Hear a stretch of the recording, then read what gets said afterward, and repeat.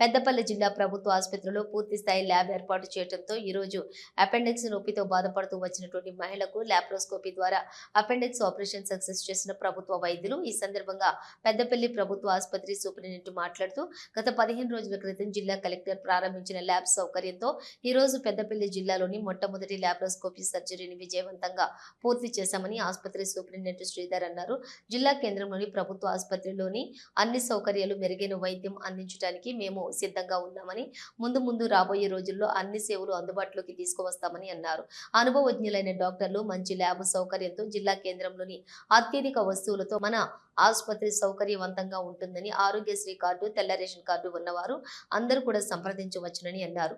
ఆసుపత్రిలోని మహిళలకు విజయవంతంగా లాప్రోస్కోపీ శస్త్రచికిత్స సక్సెస్ చేసిన సిబ్బందిని కలెక్టర్ కోయ శ్రీహర్ష అభినందించారు.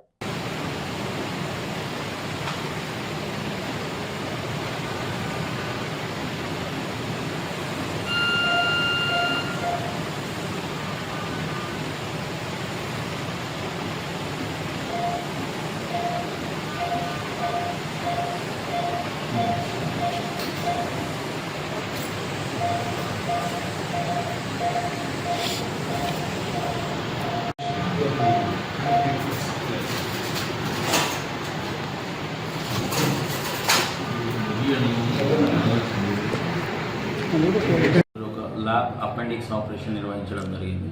మనకు ఒక 15 డేస్ బ్యాక్ ఐఓసిఎల్ వాళ్ళ ఆధ్వర్యంలో డిస్ట్రిక్ట్ కలెక్టర్ గారు మనకు ఒక కంప్లీట్ ల్యాబ్ సెట్ అనేది ఇవ్వడం జరిగింది.